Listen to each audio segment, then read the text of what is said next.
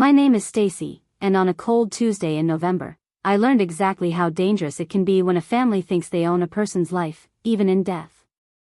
The funeral was supposed to be a quiet farewell for my Grandma Rose, but it became the day everything changed forever. I sat in the back row of the funeral home, watching the mahogany casket gleam under the soft amber lights. The scent of lilies filled the air, mingling with the hushed whispers of distant relatives I barely recognized. Then my mother approached me, her black dress pristine, her face wearing that practiced expression of grief she'd perfected for public consumption. "Stacy, you're not speaking today," she said, her voice a sharp whisper that cut through the somber atmosphere like a blade. "This is for family only." The words hit me like a physical blow. I had prepared a eulogy that captured the real Grandma Rose. The woman who taught me to make her famous apple cinnamon cookies, who listened to my teenage heartbreaks without judgment, who called me every Sunday just to hear about my week. But in my mother's eyes, I wasn't family enough to honor the woman who had been more of a parent to me than she ever was. I nodded silently, swallowing my hurt. But deep down, I knew she would regret this decision. I just didn't expect how quickly her sense of entitlement would come crashing down around her. My mother, Aunt Patricia, and Uncle Richard took turns at the podium, delivering sanitized eulogies that sounded like they'd been pulled from a greeting card. They spoke of cherished memories and beloved moments that I was certain they'd invented on the spot. Aunt Patricia even teared up while talking about Grandma's wisdom and grace, despite the fact that she'd spent the last 5 years complaining about Grandma's stubbornness and outdated opinions. As they painted themselves as a devoted, grieving family, I remained silent in my back row seat, feeling like a stranger at my own grandmother's funeral. The irony wasn't lost on me. These people who had collectively skipped Grandma's 80th and 85th birthday parties, who had been too busy when she broke her hip at 82, who had rolled their eyes when she wanted to share stories about her youth, they were now the official mourners, the legitimate family members worthy of speaking her final farewell. I was the one who had rushed to the hospital when she fell. I was the one who spent countless afternoons listening to her stories about growing up during the Depression, about meeting Grandpa at a church dance, about raising 4 children while he worked double shifts at the steel mill. I had known her as a person, not just as an obligation to be managed from a distance. But today, they were determined to keep me in my place, on the outside looking in, just as it had always been. After the service, the family gathered at Morrison and Associates Law Office for the reading of the will. The transition from funeral home to law office felt surreal, like switching channels from a drama to a business meeting. The leather chairs and mahogany conference tables seemed to absorb the fake grief that had permeated the funeral home, replacing it with barely concealed anticipation. I watched my mother and Aunt Patricia exchange meaningful glances, their whispered conversations revolving around Grandma's house on Maple Street and its current market value. The neighborhood had gentrified significantly over the past decade, and the modest 2-story home that Grandma had purchased for $12,000 in 1967 was now worth nearly $400,000. They were already mentally dividing the proceeds, discussing whether to sell quickly or rent it out for additional income. Uncle Richard was equally focused on the practical matters, mentioning Grandma's simple lifestyle, and wondering aloud if she had managed to save anything substantial over the years. Their conversation revealed how little attention they had paid to her actual life. They saw her as a sweet old lady living on Social Security, unaware of the sharp mind that still balanced her own checkbook and made her own investment decisions well into her 80s. They thought they were the only ones entitled to Grandma's legacy, the natural inheritors of everything she had worked for. They had no idea that I was about to witness the most elegant act of justice I'd ever seen. Mr. Henley, Grandma's lawyer for over 30 years, entered the conference room carrying a thick manila folder and wearing the expression of a man who had seen this scenario play out many times before. His silver hair was impeccably styled, his suit pressed to perfection, and his demeanor suggested that he took his role as the executor of final wishes very seriously. He began reading the will with the calm precision of someone who understood the gravity of every word. The room fell into the kind of silence that precedes either great joy or devastating news. My family members leaned forward slightly, their earlier whispered speculation replaced by focused attention. I, Rose Catherine Morrison, being of sound mind and body, do hereby distribute my worldly possessions in the following manner, Mr. Henley began, his voice carrying the authority of legal documentation and personal conviction. He started with the primary residence, the house that had been the subject of so much speculation. The room seemed to hold its breath as he cleared his throat and announced, "The house at 847 Maple Street, along with all furnishings, personal belongings, and sentimental items contained within, is bequeathed in its entirety to my granddaughter, Stacy Catherine Morrison." The silence that followed was deafening. My mother's face drained of all color, transforming from its normal olive complexion to an ashen gray that made her look genuinely ill. Aunt Patricia's mouth opened and closed soundlessly, like a fish gasping for air. Uncle Richard's confident posture deflated as if someone had physically struck him. I sat perfectly still, watching their shock unfold in slow motion. The entitlement that had carried them through the funeral and into this room was crumbling in real time, replaced by disbelief that bordered on panic.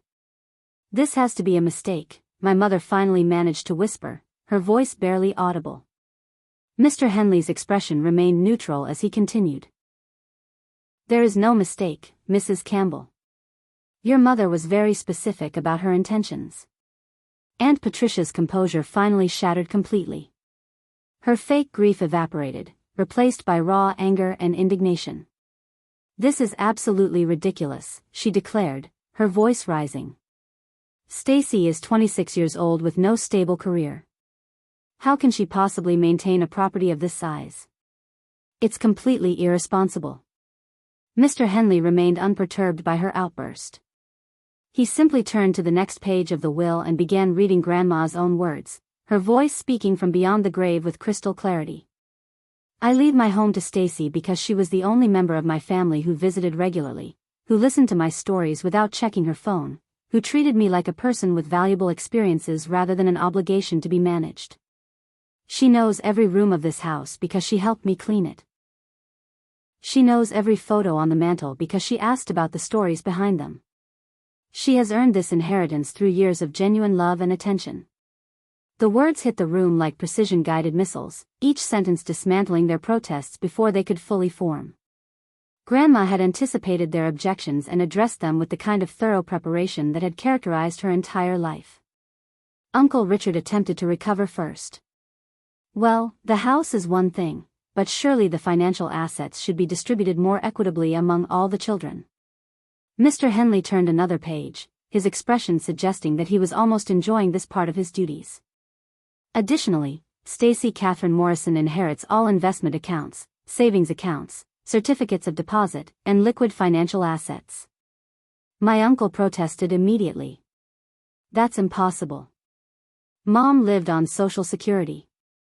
She drove a 15-year-old Honda and shopped with coupons. There couldn't be significant assets." Mr. Henley's smile was subtle but unmistakable.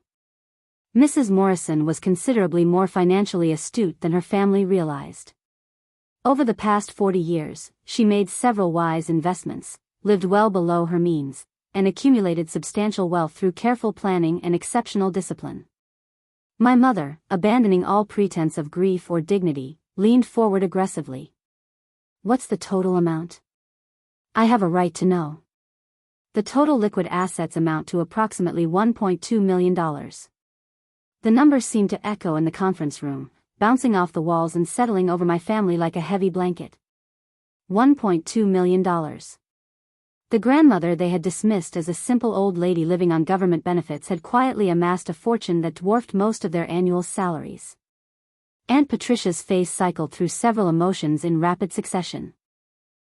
Shock, anger, calculation, and finally, desperate rationalization. She couldn't have been in her right mind when she made these decisions. This will should be contested. No reasonable person would leave everything to one grandchild while ignoring her own children. Mr. Henley's professional demeanor hardened slightly, and for the first time, I saw a flash of genuine displeasure cross his features. Mrs. Morrison was evaluated by 2 independent physicians just 6 months ago, shortly after her 85th birthday celebration. Both doctors confirmed that she was of completely sound mind, with excellent cognitive function and clear decision-making capabilities. He paused, consulting his notes before delivering what felt like a deliberately aimed blow. "In fact, she specifically mentioned during our final meeting that she was disappointed by the low attendance at her birthday party and felt forgotten by everyone in her family except Stacy. She was particularly hurt that several family members who had promised to attend canceled at the last minute for what she termed trivial reasons. I remembered that birthday party vividly. I had spent weeks planning it, sending invitations, calling family members, and arranging for Grandma's favorite foods. In the end, only 7 people showed up out of the 23 who had been invited. My mother had canceled because she had a hair appointment. Aunt Patricia had a prior commitment that turned out to be a neighborhood barbecue.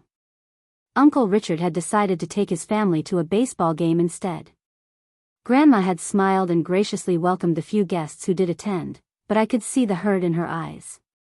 Later that evening, as I helped her clean up, she had quietly said, "I suppose I understand now where I rank in everyone's priorities." Uncle Richard, realizing that legal challenges would be expensive and likely unsuccessful, shifted to negotiation mode. "Look, let's be reasonable here. Stacy, honey, we're family. Surely your grandmother would have wanted us to work together on this. Why don't we discuss dividing the inheritance more fairly? You could keep a portion, and we could help you manage the property and investments. You've got your whole life ahead of you, you don't need this kind of responsibility right now." I looked at him steadily, seeing him clearly for perhaps the first time in my adult life. "You mean the way you helped manage Grandma's care when she was alive? The way you helped when she needed rides to doctor appointments, or when she had to navigate Medicare paperwork, or when she was recovering from her hip surgery?" The conference room fell silent again, but this time the silence carried the weight of undeniable truth. Everyone in that room knew that when Grandma had needed help, I had been the one to provide it. When she had needed company, I had been the one to visit. When she had needed someone to listen to her concerns about aging and mortality, I had been the one sitting in her living room, holding her hand. Mr. Henley cleared his throat and reached into his briefcase. "There is one more matter that Mrs. Morrison specifically requested I address." He pulled out a sealed envelope with my name written in Grandma's distinctive handwriting. "Your grandmother had specifically requested that Stacy be given the opportunity to speak at her funeral. She asked me to ensure that this letter be given to her, hoping that she would read it aloud as part of the service." The final piece of the puzzle clicked into place. My family's faces showed a mixture of shock, embarrassment, and dawning realization that they had deliberately prevented me from fulfilling Grandma's final wish. This wasn't just about money or property, it was about respect, recognition, and the fundamental right to honor someone you love. I held the envelope carefully, feeling the weight of her final words. The paper was cream-colored and heavy, the kind of stationery Grandma used for important correspondence. My name was written in her careful script, each letter formed with the precision of someone who had learned penmanship when it was considered an essential skill. "May I read this now?" I asked, looking around the room at my family. No one objected. They were too stunned, too emotionally overwhelmed to do anything but nod mutely. I opened the envelope carefully and unfolded 2 pages of Grandma's handwriting. Her words were clear and purposeful, written with the kind of thoughtfulness that had characterized everything she did. "My dear Stacy," I began, my voice growing stronger with each word. "If you are reading this letter, it means my family has learned about my final wishes. I hope this serves as a lesson about the difference between presence and attendance, between obligation and love." I could feel the tension in the room shift as Grandma's voice emerged through her written words, speaking directly to the people who had dismissed her in life. I spent my final years feeling increasingly forgotten by most of my family. Birthdays passed with brief phone calls. Holidays were hurried visits filled with checking phones and discussing traffic. But you, my dear granddaughter, understood that love requires time and attention. You sat with me not because you had to, but because you wanted to. You listened to my stories not out of politeness, but out of genuine interest. You helped me maintain my independence not by taking over my life, but by supporting my choices. My mother shifted uncomfortably in her chair, recognizing herself in Grandma's gentle but pointed observations. "I don't leave my assets to Stacy to punish the rest of my family. I leave them to her because she alone demonstrated that family is about showing up consistently, not just during crises or convenient moments. She researched my medications when I was confused about side effects. She organized my bills when arthritis made writing difficult. She listened to my investment strategies without suggesting I was too old to understand money. This last line made Uncle Richard visibly wince. I knew he had spent years trying to convince Grandma to let him manage her finances, never realizing that she was far more financially savvy than he had ever been. The house and money are not gifts, Stacy. They are acknowledgments of the love you already gave freely, without expectation of reward. Use them wisely, but more importantly, use them in the spirit of the values we shared: generosity, compassion, and genuine care for others. I folded the letter and looked around the room. The silence was profound, broken only by the soft hum of the air conditioning and the distant sound of traffic outside. My family finally understood how their absence had felt to Grandma, how their casual dismissal of her time and attention had accumulated into a profound hurt that she had carried quietly but painfully. But Grandma, even in death, wasn't finished surprising us. I unfolded a second page and realized there were additional instructions specifically for this moment. She wanted me to offer you something, I announced, looking directly at my mother. Hope flickered in her eyes for the first time since the will reading had begun. You're all invited to visit the house regularly, to share meals there, to look through photo albums and remember the good times we had together. But this invitation comes with a condition: you're welcome as family members who want to build genuine relationships, not as people trying to claim ownership of Grandma's memory or her belongings. The offer was generous but firm, establishing boundaries that had never existed before. For the first time in my adult life, I held the power to define the terms of our family relationships. Aunt Patricia, still struggling to accept the new reality, made one final attempt to undermine my position. Stacy, I mean no disrespect, but you don't have any business experience or even a college degree. Managing this kind of inheritance requires knowledge and maturity that comes from life experience. I had been waiting for this moment, this predictable attack on my qualifications and capabilities. Actually, Patricia, I do have a college degree. I graduated last spring with honors in social work, specializing in gerontology. Grandma attended my graduation ceremony when none of you could make it. The room fell silent once again. They had been so focused on their own lives, so convinced of my inadequacy, that they hadn't even known about my biggest accomplishment. In one simple statement, I had demonstrated how little they truly knew about the person they were trying to dismiss. My mother's face crumpled slightly. Stacy, we didn't know. You didn't know because you never asked, I replied, keeping my voice calm but direct. You assumed I was still the lost teenager you remembered from 10 years ago. You never bothered to learn about my job at the community center, where I've been working with elderly residents for the past 2 years, helping them with exactly the kind of care and attention that Grandma valued.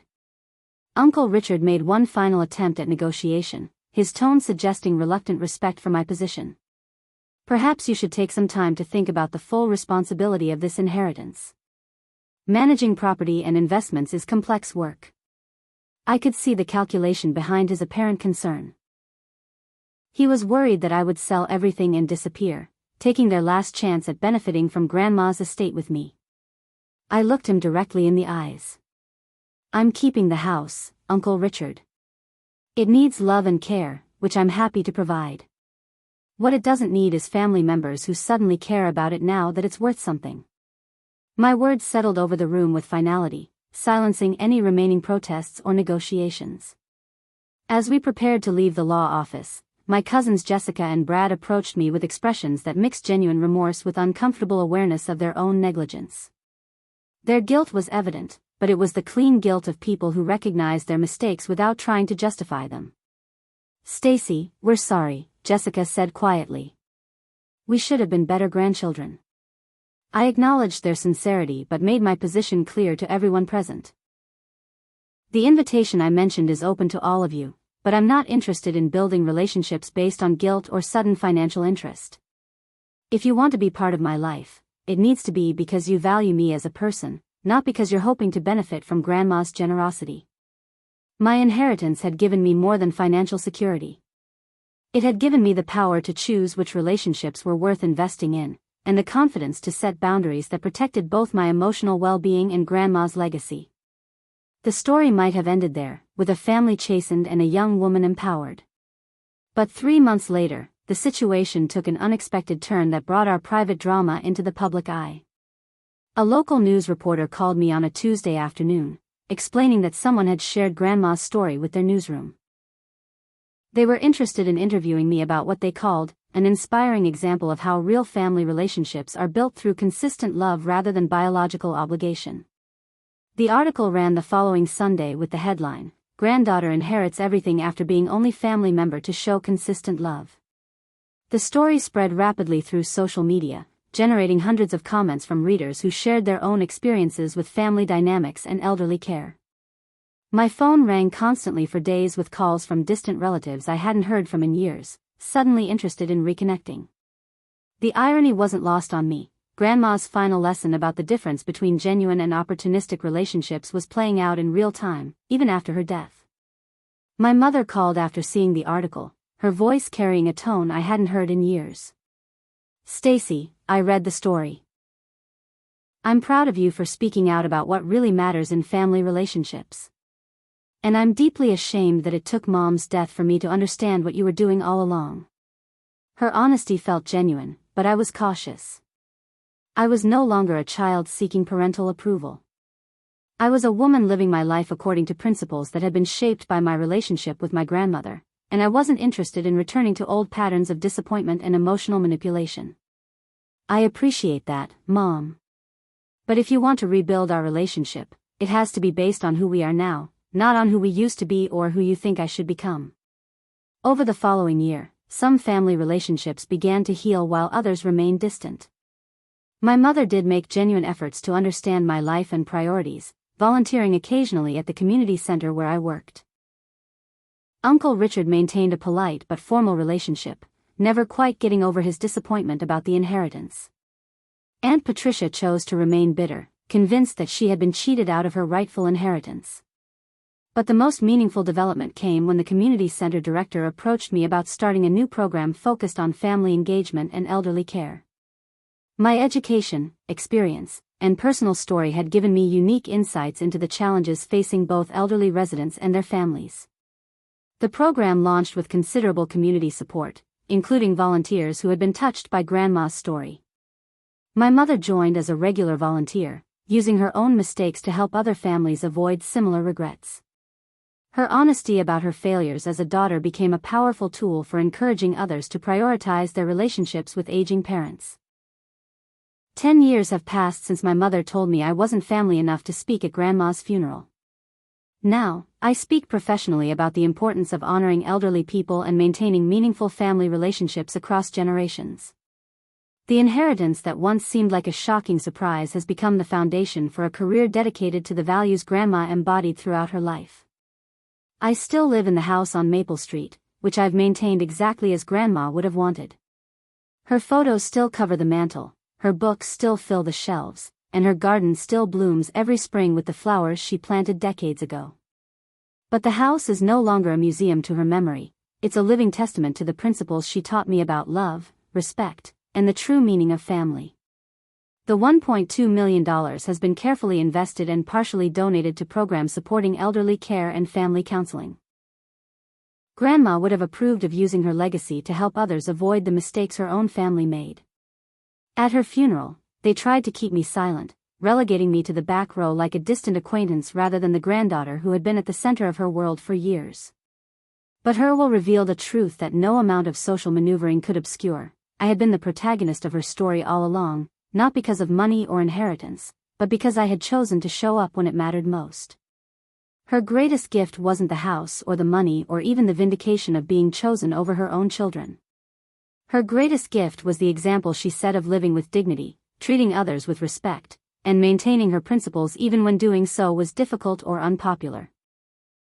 As I sit in her living room on quiet Sunday afternoons, reading in the chair where she used to knit while telling me stories about her childhood, I understand that the most valuable thing she left me wasn't material wealth.